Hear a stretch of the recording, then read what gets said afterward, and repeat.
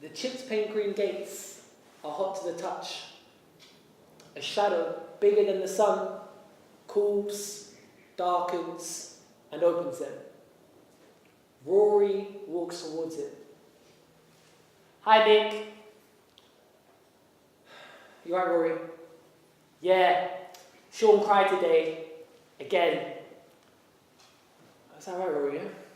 Yeah, because he cried yesterday as well.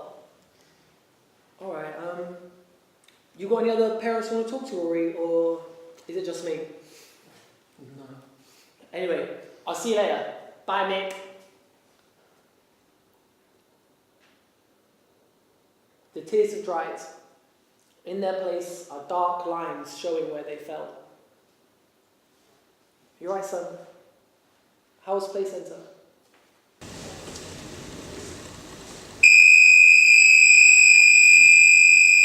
Batman and Raphael are with me in the car. Batman has the bat sword, Raphael fork daggers. They fight for answers on how they wound up on these blue sand dunes. They're evenly matched and realise they're both good guys, and at that moment decide to become allies. Dad says we're going to St. Pancras and that it's going to be fun. He said football was going to be fun. Leave the toys in the car. We're here. It has a large fence surrounding it, a triangle metal roof, and big blue double doors. When Dad opens them, there's an explosion of sounds, of bells ringing, men shouting, chains rattling, and I stand back, hands by side, camouflaged into plank. Dad offers out his hand. Come on. We walk in. The action of walking making us the slowest people moving, and there's a movement in everything. In the spinning of ropes, the throwing of arms, the lifting of weights, the in and outs of the stomach from a man standing still, the swinging of a bag. There's a man hitting a bag. I don't understand. He looks so mad, like that bag's so bad. I'm like, Dad, why is that man hitting that bag? He's training. Why is he training? To get stronger. Dad puts his hand on my shoulder and walks me deeper into a dungeon, to the group of boys my age doing star jumps, all of them missing their cartoons. I figure they must have done something wrong. The man supervising these prisoners talks to Dad. They talk like they know each other. They probably do. I don't know anyone he doesn't. My head isn't high enough to hear their conversation. I look around the room and I see we passed a ring. There are two men in either corner, throwing helmets and drinking water. A bell rings, they move to it, circle each other. One of them hits the other one in the face! I look to see if anyone will stop it, but no one even notices. There aren't any car wheels or backflips or laser beams or arguments. They're just hitting each other in the face. One man claps and another shouts for a Jerry to move to the left. I've done the press-ups! It's a boy my age. He has a chipmunk face and a red t-shirt that goes down to his knees. You've done all 10 press-ups then, have you? Eh? Yeah. Right then. Do another 10 then! The boy rolls his eyes like it's a joke he's heard before and drops to the floor. The man smiles at Dad and gives me a wink. They shake hands. It's agreed. I'm going to be boxing next week.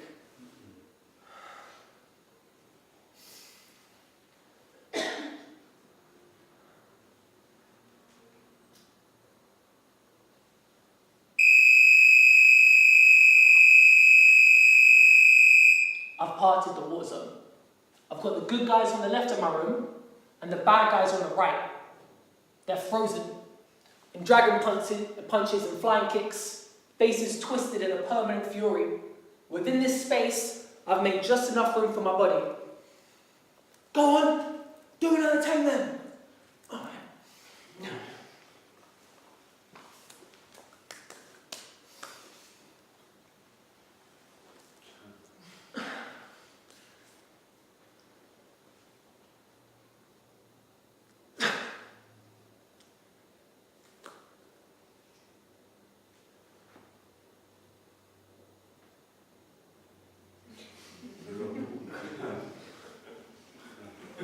One,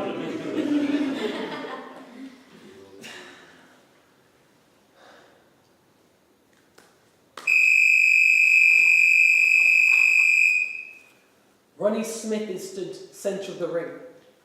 He's wearing a white sweaty t-shirt and grey jogging bottoms. I've never seen Ronnie Smith outside the centre of the ring. And I've never seen him in any clothes that aren't a white sweaty t-shirt and grey jogging bottoms. But I've never been in the ring with Ronnie until now. He's looking at the clock move from the 3 to the 0. Break time.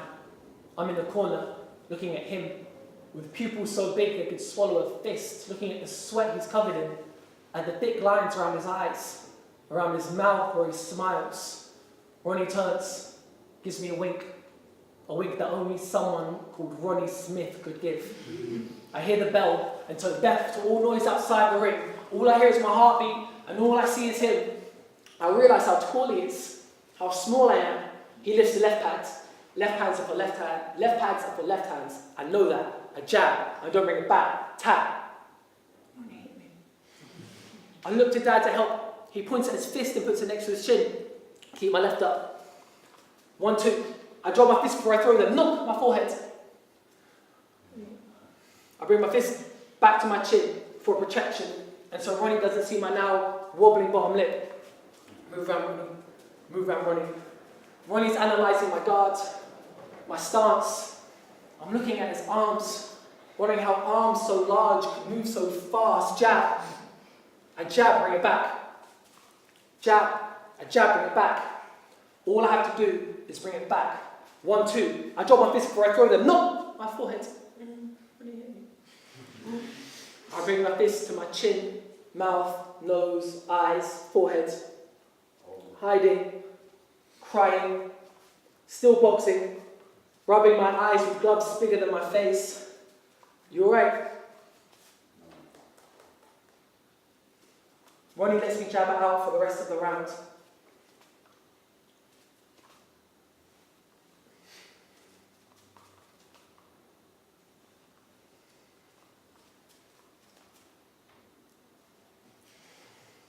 The bell rings.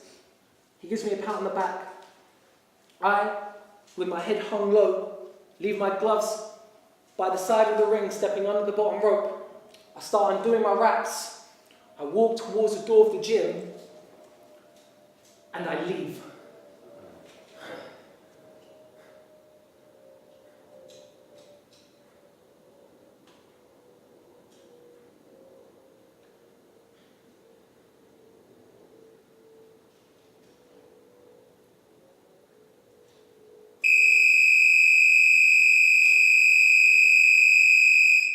The sky's orange. My skin's warm. I hear the creak of the door. It's Dad. He's smiling. I hide my face. I'm crying.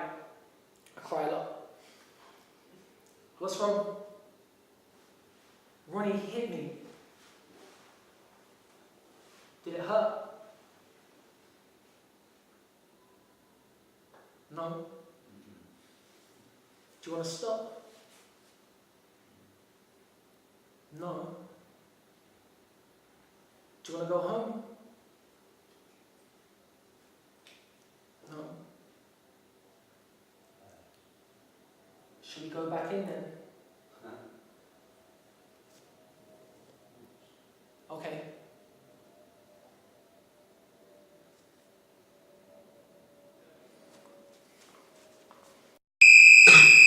My feet maneuver over tree roots and slip on wet grass. My face lands against the branch of our neighbour's tree. A right hand comes and it slaps against my cheek, and then another right hand comes and it slaps against my cheek, and then another right hand comes and I duck, and the right hand hits the tree. I step, move to the left, and take centre of the garden. My little sister turns round. She's angry. Dad's in the back of the garden with a stopwatch. Eve has to hit me. I have to not get hit. This is the game Dad's created. This is what happens when Mum's out. Dad's watch beeps. He says stop. I lower my gloves. Eve hits me in the face. Kitchen. Dad's holding a gum shield. He says, "You ready?" "Yeah." He then drops the gum shield into a hob of boiling hot water. He leaves it for a minute, gets some tongs, takes them out, offers them to me and says, "Okay, Now put this in your mouth. This is a piece of boiling hot plastic that I have to bite onto as hard as I can so it molds around my gums. So when someone punches me in the face really, really hard, my teeth won't fall out. I want to say, I think this is all getting a little bit out of hand. Eve's next to me. She's smiling.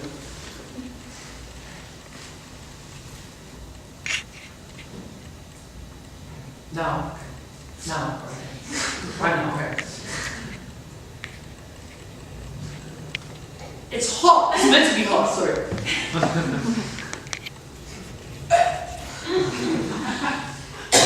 It's choking me. You're not biting onto it. Okay. Now.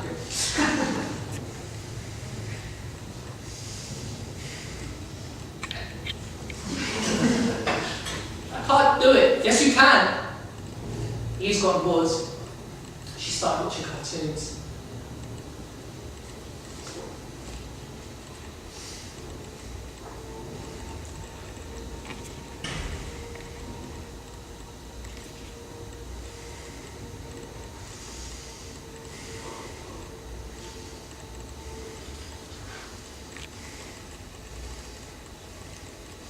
Has it been a minute yet?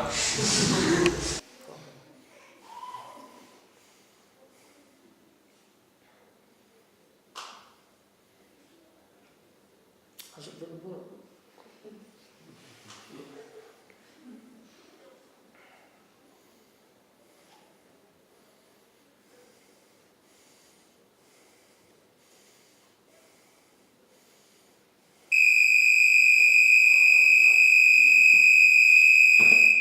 Tuesdays and Thursdays, we listen to the same 3 songs on the way to the gym. Not because we love those 3 songs, but when we get to St. Pancras, about 5 minutes early, park a little bit further down the road, the tape is perfectly lined up for the 4th.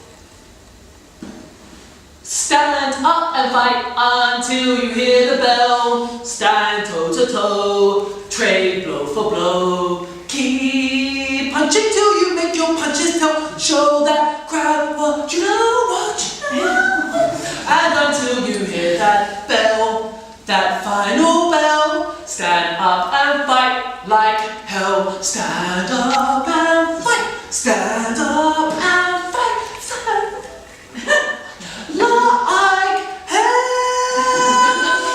Dum dum dum dum dum dum dum.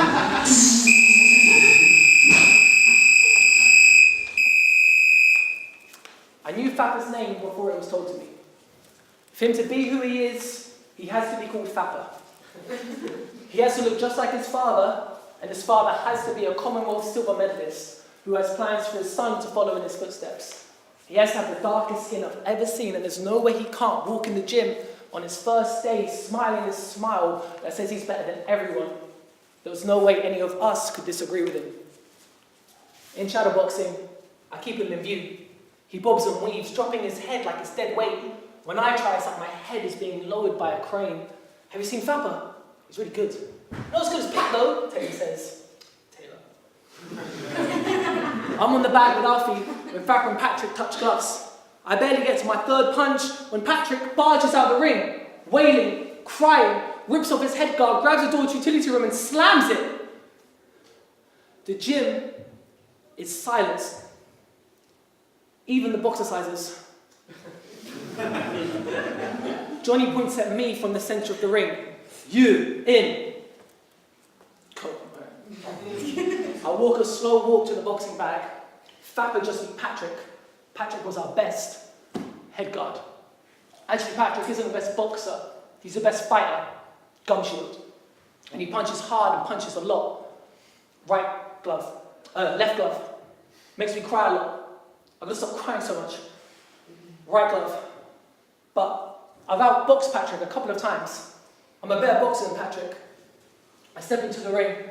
Fapper's in the corner. He's smiling. Dad calls Patrick Fat Pat. I smile back. The bell rings and I take centre. Eye contact. Fabba circles and then leaps forward as if someone threw him. I fumble my stance, stepping back and jab the top of his head guard. He changes his direction, going backwards. I chase him and jab him into a corner. He's got his hands up. I throw every combination I know. 1, 2. 1, 2, 3, 4. 1, 2, 3, 4, 5, 6. 1, 2, 3, 4, 5, 6, 7, 8. Nothing I'm throwing is actually connecting. I'm just hitting him to stop him from hitting me. 1, 2. Right. Fabba's guard parts just enough so I can see his face. He smiles. Oh no. Black room spins. I step back, face him, eye contact. In a world filled with thuds, I hear the tiniest. I look down and see blood from my nose has hit the canvas. I smile at it. Sean was here. The bell rings. Fabba sticks his glove out. I touch it. Next thing I know, I'm in the corner, Ronnie's holding my nose, tells Johnny I'm wearing his and gives me a wink. For the last time, where is the mirror? Oh, your son. It's so deep, Jay. He's holding him by the throat. And Rio's dad is on the ground. He's like, wait, it's buried beneath the cherry tree. And then Landy just drops him on the ground and he says, stand up and I will allow you to die like a warrior. Now, Jay, Rio's dad is sick of Kung Fu, so he's coming in like, bang, bang, bang. But Land DJ is even sicker of Kung Fu, so he's just dodging every move like, vroom, vroom. Sorry. Vroom. And Rio's dad like, oh. And then Landy just leaves, Jay. It's so deep. Rio, he calls up to his dad. He's like, Father. And he's like, Joe, son, those you love. And he's like, Father. No! And then it just zooms out, and it's raining, and it's lightning on the house, and the graphics are sick. JD's Shenmue, mate. You have to get it. It's the sickest game I've ever played. And then he has to like come back, find out what his dad's doing. It's fucking deep.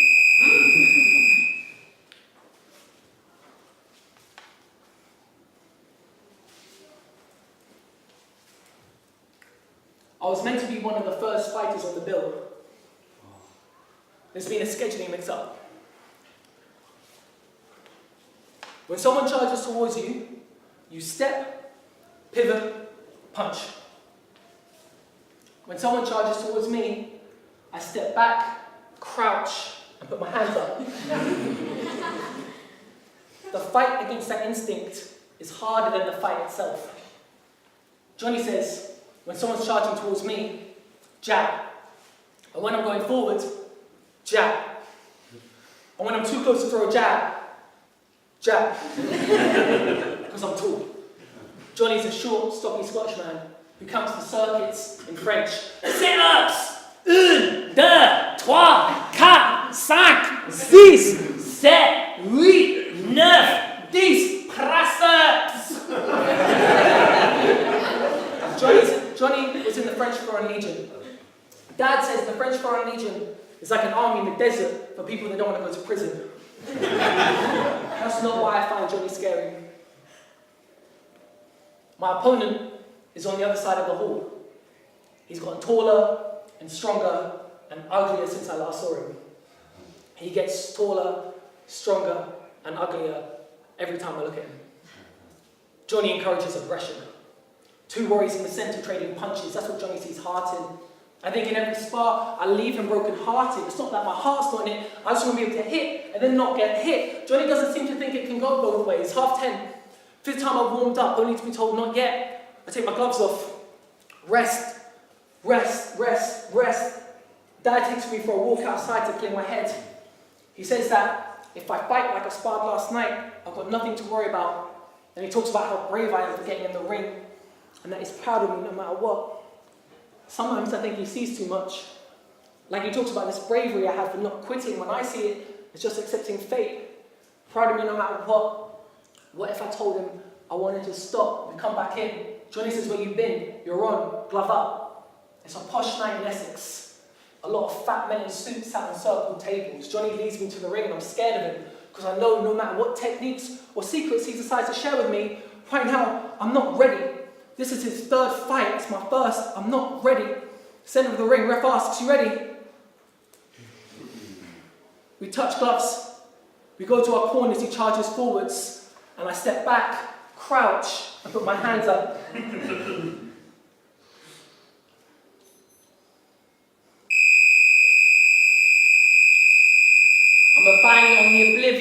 and I'm looking at Julep, I'm like, yes, we're on the oblivion. I'm looking at Kellen, I'm like, yes, we're on the oblivion. And we're finally going up on the oblivion, oh my days. And then we go down a little bit, and then we go all the way down, oh my days. And then we come back up, and then the lights done. And then the things come up. That's alright, that's over. We have to get off, that's the oblivion. We were in line for 3 hours. That's the oblivion, what a load of rubbish. And the audience of parents are laughing. Akin asked if I was scared. Scared of what? What if they don't laugh? Akin, if they don't laugh, they don't laugh. It's drama club. That's nothing to be scared of. Mum's laughing. Dad isn't, he's smiling. It's the same smile he had when he saw me crying after Ronnie took me on the pads.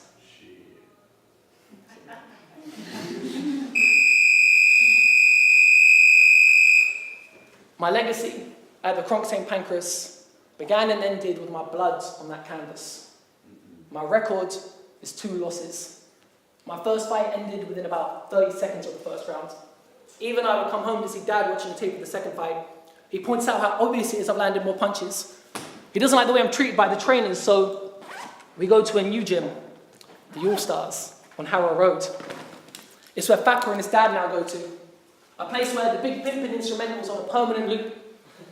The All-Stars looks like what boxing gyms look like in American films. Hundreds of posters, from Sugar Ray Robinson to Roy Jones adorn the walls, ripped from boxing magazines as far back as the 70s. Not laminated, but stuck on with blue tack and staplers. Each page in a different stage of losing its colours. I spent hours lost in these pictures. In each one I realised how big the world of boxing is. 1 million men of different backgrounds, shapes, sizes, and races. All you have to do it is be good at it. And not have braces. Dad says you can stop if I want, but still gets the orthodontist to make a specialist gum shield. So I can't have bouts, but I can spar, which means I can get in the ring with Papa and get completely outclassed. I tried to learn from him, but the speed he moves is hard enough seeing him. Each time I get a little bit better. I get the double jab, a 1-2, a right hand, and every time I think I've stepped to his level, he throws a combination I couldn't even think of, let alone throw, let alone land. What's more than the punches he hits me with is the thought he could be holding back. I want us to be on the same level Ashley and Jamal are on. Both of them in their 20s, spar with punches so fast they leave sparks, Fapper and eyes wide while ringside we just watch. Afterwards they train like kindred spirits, throwing medicine balls into each other's stomachs. At the end of the day, there's this man named Sarge we do a grueling circuit with. The difference between Sarge and other trainers is that he does the circuits with us. 10 of every exercise you can imagine, plus a couple you couldn't, and then at the end, the test is to see if you can do 10 pull-ups. It's taken me a year to get to 10. Nana's passed since then. Dad's gone to an argument with Mum's stepbrother, and we haven't talked to that side of the family since then. We've had our flat flooded and had to move house, and the new way home requires 2 buses. And even when I don't get home, I get in at around 10. It's settled then. We have to find a new gym.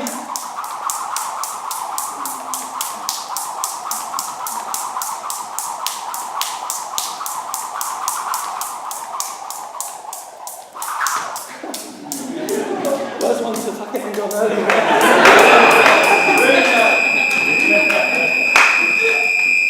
We're in the new flat. We have beanbags. I'm a man with a beanbag for a head. Eve's laughing, and then she stops. I lift the beanbag up.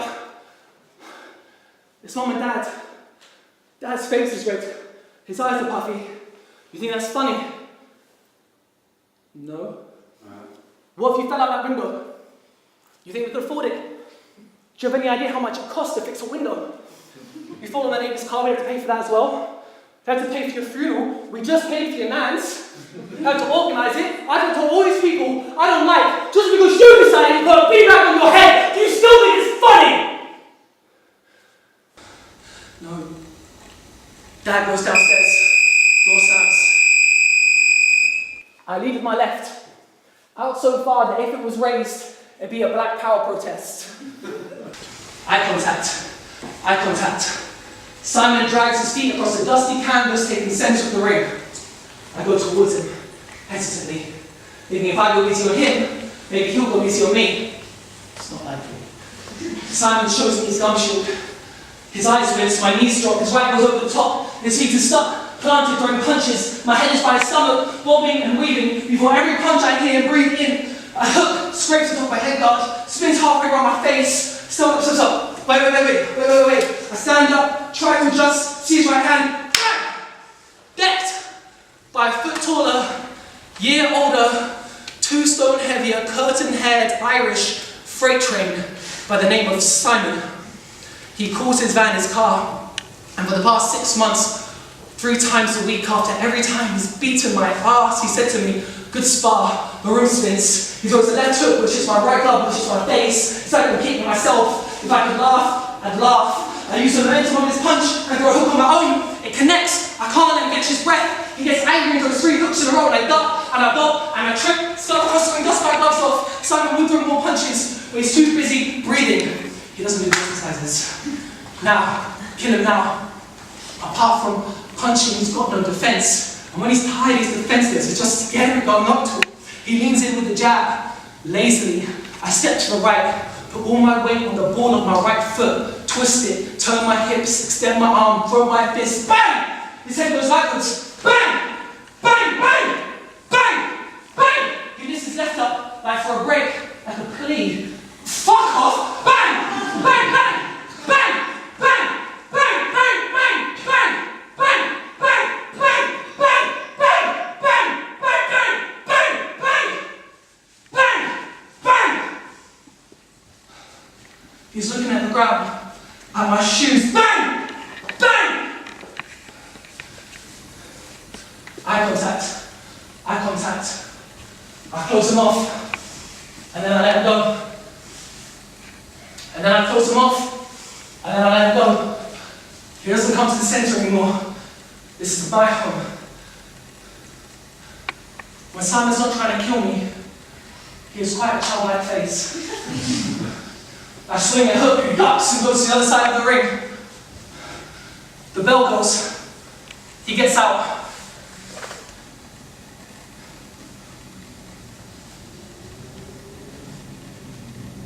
Simon!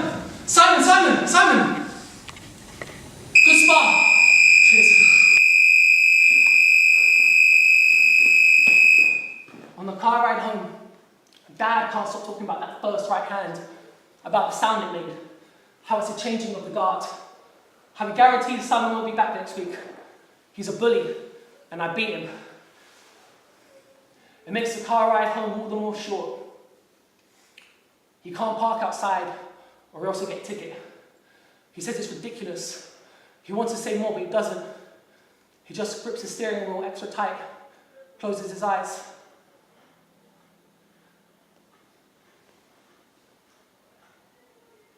Says he's proud of me, that he loves me. I love you too, Dad. Send my love to your sister. I will. Open the car door. And your mom. Okay. There's a German girl at the gym. I say girl, she's older than me, like at least 20. She doesn't spar a lot, but it's good at boxing, and I selfishly think that's a good thing. She's really pretty. Apparently Paul took her on a date once. Paul. I can't help but look at her ankles when she skips. And I'm not like attracted to ankles any more than I am to elbows, which isn't anything at all. But I'm just lost staring at these ankles, not realizing I've been pressing up on the incline button for about 5 minutes now. To save face, I run uphill for 3 miles. There aren't any other women here.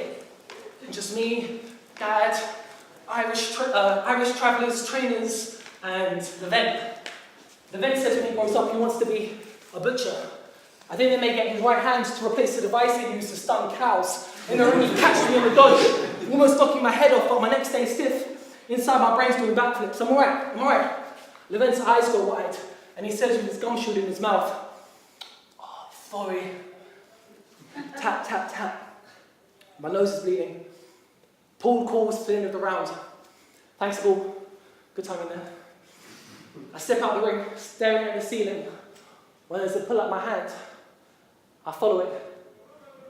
Her hair's in a ponytail, but it's got that double thing, that going into itself thing.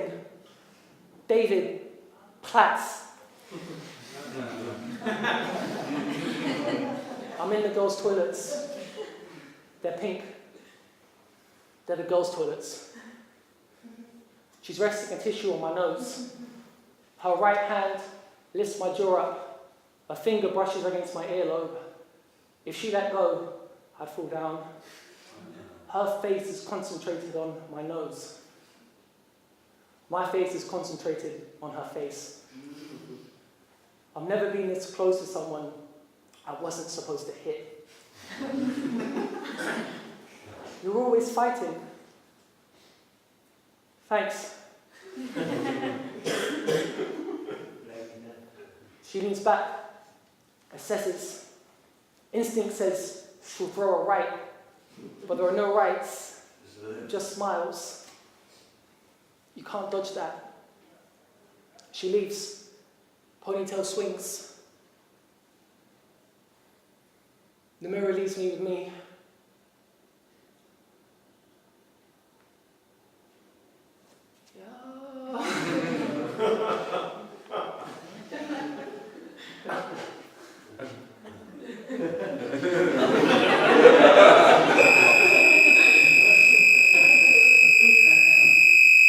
Homeopathic. I don't know what it means, but he looks it. He's got a small grey goatee, talks like there's nowhere to go, probably because the office is in his home. He asks how long the eczema's been there. I don't know, 6 months. Mum says we tried everything. We tried every diet, every balm, we tried everything. He leans forward, scratching his goatee with his middle finger. Is he swearing at me? He asks if there's been anything in these past 6 months that could be considered emotionally stressful. No. Mum says, Sean.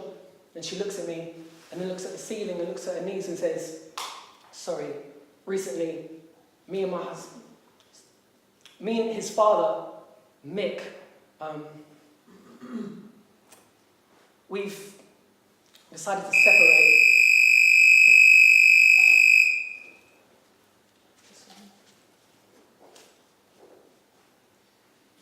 I'm within an inch of a squat, and I'm certain that if I breathe out, I'll fall down. I don't know who this man is, but the stance he's got me in has got my newly lengthened legs sprawled across the ring. It's less orthodox, more baby giraffe. He's taller than me, and assumes the exact same stance with ease. He lifts the pad, a jab. His mop of brown head dips below my eye line, coming up on my left-hand side, 1, 2. I rotate to face him. Each one of my cogs visibly turning. 1, 2. He then steps inside and explains a combination that involves 2 right hands being thrown in a row, using the momentum of the hook to step to the left. And by the time he gets to the end, I need him to explain it again. Sorry. Could you explain that again, please? Most trainers I know are mid-40s cab drivers with mid-40s cab driver stomachs. Wow. And as far as the knowledge goes, it's strictly historical landmarks. Double jab right hand, Piccadilly Circus, bob and weave, Trafalgar Square. The man I'm in the ring with now is in his mid-20s and is doing wheelies down South London side streets. He says, have a rest, and we'll have another go in half a minute. In my 30 seconds of stillness, he holds his stance.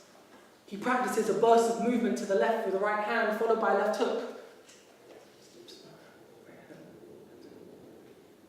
He then slabs his pads to begin the next round. Without saying anything, I dive in with a combination. He says, all right, not bad, let's do that again, but proper. Cool. Colin Wilson is 24. He used to be a boxer, but now he can't, and he's looking to be a trainer. This is his first day at the gym, and he says he's lucky he's found me, because I'm like him, tall and skinny. Colin's love for boxing is infectious. He tells me about Willie Pep, and we practice his over-the-top right hands and the pads. When I'm in school hallways, I practice turning for my opponents. Every time we get to the gym, we arrive earlier and leave later. I get in the ring with his older brother, Ian. He's soon to be a professional. He can not just hit you in the face, but can throw a jab to your forehead, put a right hand to your nose, and leave with a left hook on your chin. He's also impossible to hit, but I've come close a couple of times. My legs get wider to stay lower, so I no longer carry any weaknesses associated with tall boxers. Constantly applying pressure, moving to and with every punch. One day, after a 30-minute sparring session with 3 separate sparring partners, 2 of them adults, Colin asks if I'm ready. Ready for what? About. When I box, I don't talk a lot, so I nod.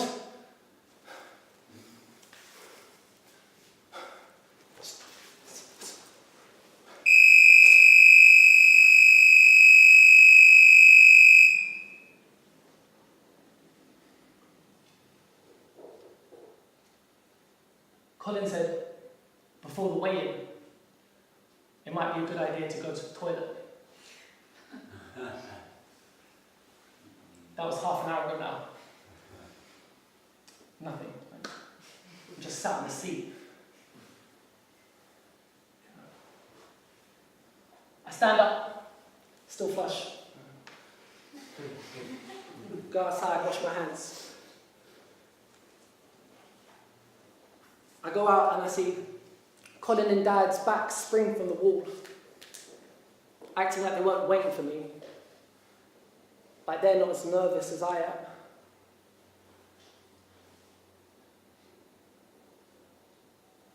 It's all right.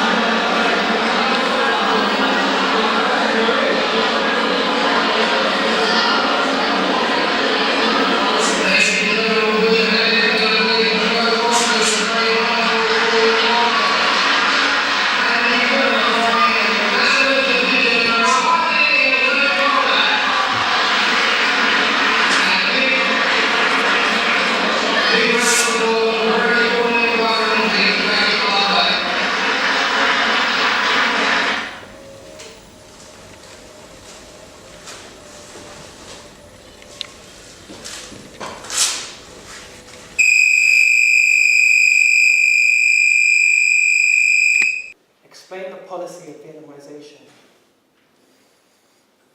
Vietnam. Chris is asking the teacher for something. He needs more spare paper. Fucking Chris. Explain the policy of Vietnam as policy. Explain Vietnam fucking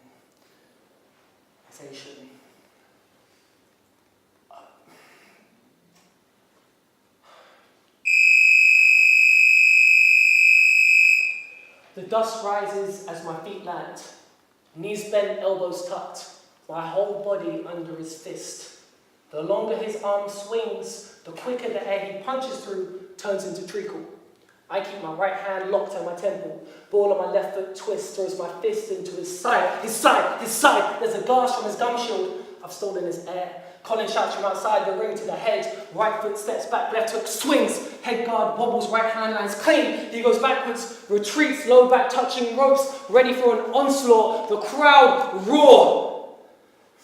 The same Essex venue I broke down at, still filled with the fat men in suits sat on circle tables. They scream hit 'ems and kill 'ems and get 'ems like they're tacticians. I listen to Colin, stay on him. I go forwards towards him, hands up, knees bent. Their simple steps for each basic skill has been raised by trial and error to be equal in importance. Fists in my face reminders. I've spent too many years being reminded by jab searches for spaces in his guard. My opponent tonight didn't show. Should have put this boy in. He's an England hopeful. A stone heavier. And his trainers asked Colin if it would be alright if they put him in the ring with me, because I've only won 4 fights and he's on 13. And we're 20 seconds into the second round, he hasn't hit me once. He throws a jab to show the crowd he's still in it. A jab just to keep me back a bit. I know those jabs. I've thrown those jabs. I parry back and jab back with conviction, show him I can do it. He's got free shorts and a mechanic's sponsorship on his vest. He's planning to be something great. All my plans hinge on the next right hand. He leaps forward, rabbit, feet in the air, aiming for something. I meet him first with my right hand acting as a stop sign.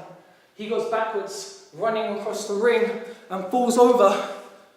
He fell over. I knocked him over. The crowd are so loud. It's like they've forgotten their bets. I look to Colin. He points to the white corner. I go to the white corner. He was off balance and made the punch look harder than it was. The ref's still giving him a standing count. He's got his eyes on me, trying to figure something out. Maybe he thought I'd be an easy fight. But I've got my hands up and my knees bent, even now. Maybe he thought he'd have an easy night.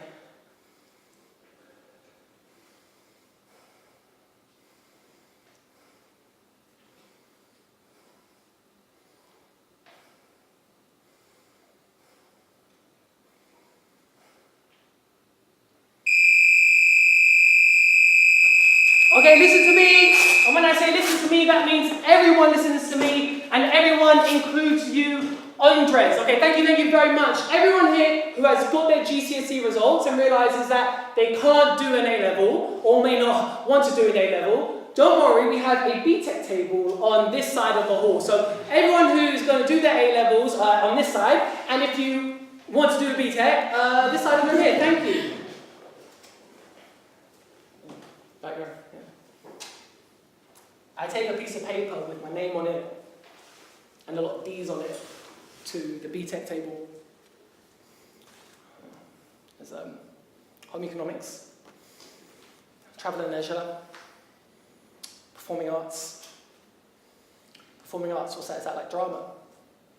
So you just do drama every day?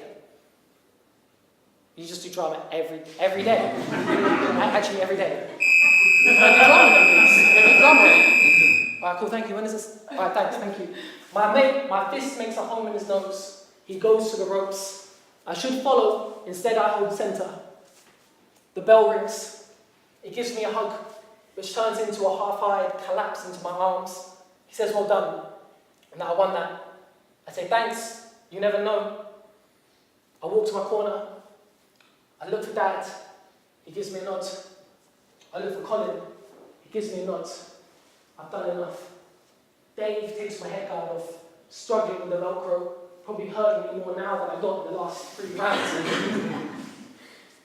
Walking back to the centre of the ring, I realise how big the York Hall is. I wonder how many of my school halls could fit inside the York Hall. How loud would the ceiling be how loud would the sound be to reach its ceiling? Colin says that this is a place where history is made. History you'll be a part of made. IBI semi-finals. Couldn't tell you what 2I stand for, but the B's are given. The referee looks at his piece of paper, and then he looks at it again, and he lifts the other boy's arm. I lost. He won. Someone shouts, "Fuck off." I think it's Dad. There's a polite clap followed by a few angry boos. I shake the other boys' trainers' hands. They say, "I'm lucky," they thought that was mine. So as soon as I step out the ring, I'm swarmed by big men with jackets that are either leather or sheepskin and flat caps. They give me whiplash with backpats saying I fucking had that. Dad grabs my hand and takes me away from the crowd like I'm Britney Spears or something. "It's his, Michael. He fucking had that." In a now depressingly low-ceilinged room, Colin and Dad are in agreement that I've been robbed. Colin reassures me the judge's idiocy, the conviction in his voice bouncing off the walls. I nod, lost, looking at my wraps, taking them off, watching the white shine out from the black, and the indentations made in my hands. We won't have to worry about this when you go pro. Pro. Professional. My eyes search for Dad's. An instinct is learned as keeping up my left. Yeah, professional, definitely. And we're still training tomorrow, right? He says, "Only if you want to, mate. Sundays, sprints." On the way to the car, every man grabs Dad's hand. No, we're good. Every man grabs Dad's hand with a plea, like have a drink. He nods them in my direction, and their grips release. On the way to the car, he dips his body to the right and lifts the boxing bag from my hand. Shoeman! So he's just a guy that lives in like a cave or shit. Jake, that's the sickest idea I've ever heard in my life. Like, right down. We're doing the Eve. Can you move away, please? I'm trying to get to the kitchen. Thank you. Oh my days. Jake, you want cereal, yeah? Alright, cool. Safe. Eve, like, you can either hang out and like do steps with me and Jake, or you can just like move out of my way, but we're busy right now, right? Do you know Desiree? No, Eve, I don't know any Desirees. Oh my gosh, of course I don't know Desiree. You don't know? You made her tea yesterday? No, I didn't make her tea. Like, she just wanted to know where the tea was, so like, I poured the hot water in with the bag, and I didn't put the milk in, I didn't stir it, like, I didn't make her tea. Like, she says that she likes you. You mean Desiree? You mean the girl who I made tea for yesterday?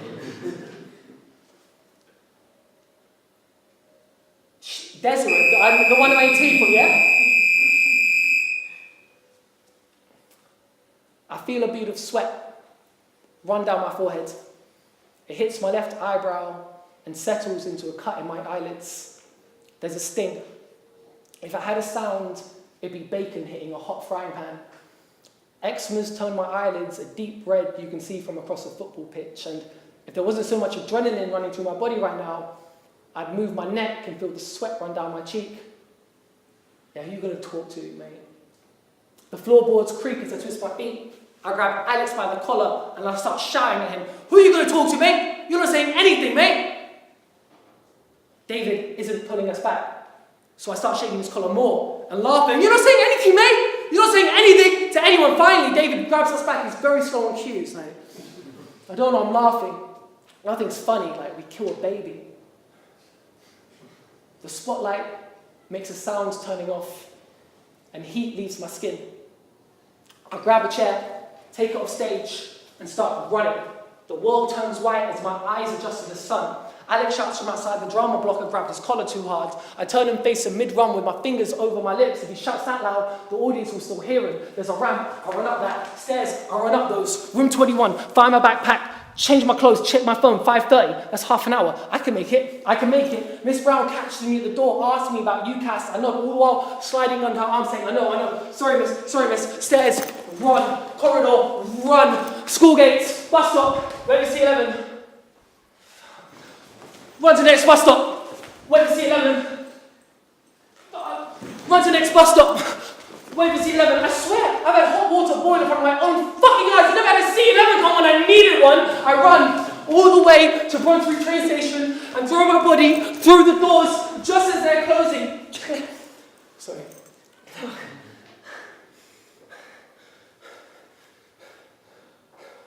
My t-shirt's heavy. I lift it with pincer fingers and it makes a sound leaving my chest, like Velcro, wet Velcro. So much sweat. Kentish Town West, catch my breath. I treat the automatic doors like a Stein gun and I sprint till I get to the Irish Centre. I make it just in time for the weigh-in. Connie gives me a box of passes. There's eating now, you're on soon. I find Dad in the corner of the hall as that's what he is in halls. Where you been? You're late. I know. I'm sorry. What's wrong? I'm trying to tie my shoelace. Sweat keeps dropping onto him. I've forgotten how to tie my shoelace. You're right, my boy. I stand up, wobble a bit, blood catching up to my head. Yeah, fine, why? Dad's eyes go wide, wider than I've ever seen. If I could give that look a name, I'd call it fear. I tried to smile. He tries to smile. I put the gumshoe in my mouth. I'm in Dad's living room. I'm wearing a t-shirt and jeans. I'm watching TV. I flick my fringe. We had to grow our hair out in the plague. Saved.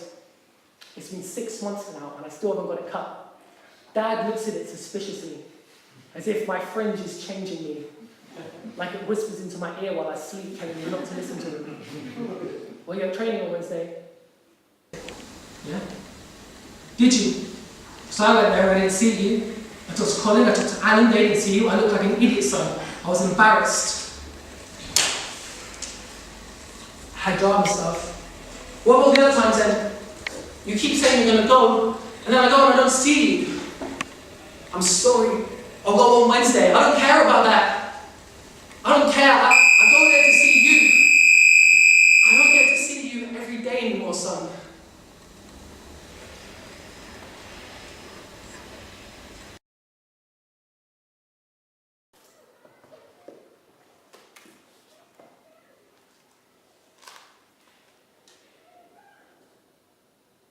Look at the street.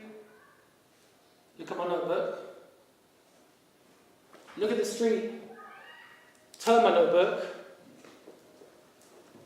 Put my notebook on the ground.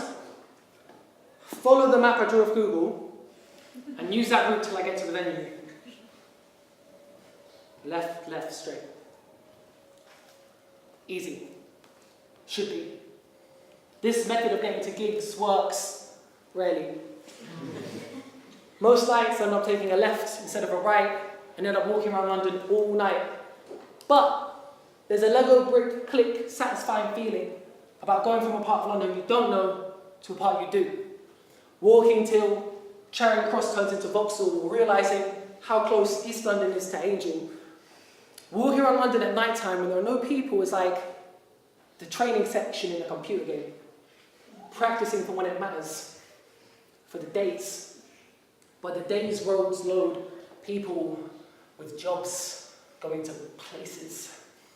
I'm trying to pass off free-falling, flopping for walking. Handing out CVs with the wrong number on for weeks. Going to parties and not being able to talk to people. It's the same story for job interviews. It's like talking is a language I'm still trying to learn. Left. Since the Eurostar, King's Cross has changed a bit. Like, there aren't any women outside McDonald's saying business to whoever walks past. Like, left. I walk past the big gate. I hide my face, as if a gate could recognise my face. Straight. Cross King's Pub. Cool. I maneuver past all the people in search of its basement. It's empty, apart from a row of chairs, a spotlight, and a man with a clipboard. You right? Yeah, can I do the open mic? The feeling of falling only stops when I'm holding a microphone. For 5 minutes, I'm in complete control of where my life goes. And for most of those 5 minutes, I'm battered by dry coughs and awkward silences. He writes my name down on a list with only my name on it and says, "Oh, you're an hour early." Cool. Stairs, door, beer garden. Wait, go over what I'm going to say. Don't think about the gate. Don't need the beer garden. Don't need the pub. Just don't look at the gate. Stop looking at the gate. Don't look at the gate. Behind that gate is the Times Amateur Boxing Club. It's the last club I boxed for, and I would jump over that gate to get to the gym quicker. And because jumping over gates is fun. I give what's left in the heat of my hands to the cold metal bars and launch myself over the top just to see if I can still do it. I see the lights are in the gym. I walk towards them just to hear if there's anyone still in.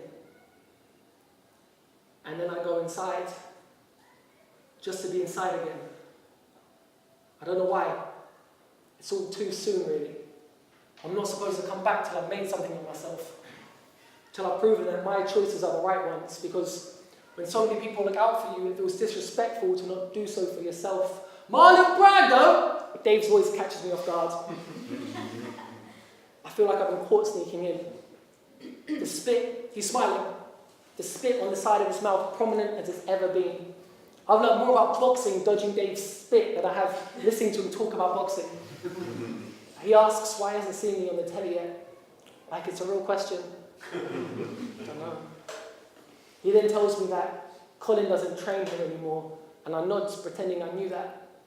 I hear the sound of pads being hit with an efficiency that satisfies my soul. I don't need to see it to know it's a 1-2 left hook. It's George, Alfie's little brother. He's in the ring with Alan, Alfie's dad. Yeah.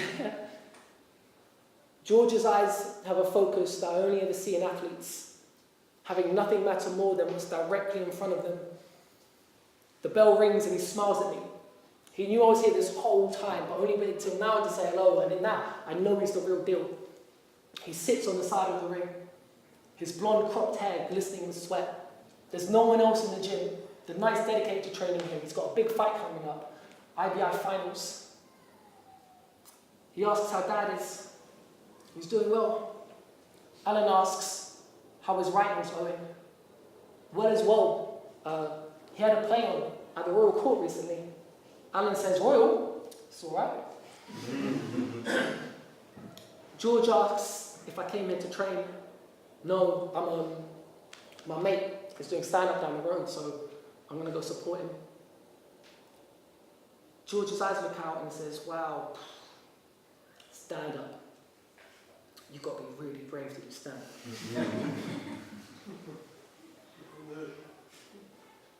Yeah. You've got to be brave to do what you do too, George. Yeah? I think so. Anyway, I don't want to take up any more of your time. You're looking really good in that ring. Good luck. I give Alan a nod. I shake Dave's hand. I walk towards the door of the gym and I realise above it, it's a boxing clock. And I see I've got a little bit more time before the bell rings. So I wait. And I wait. And I wait.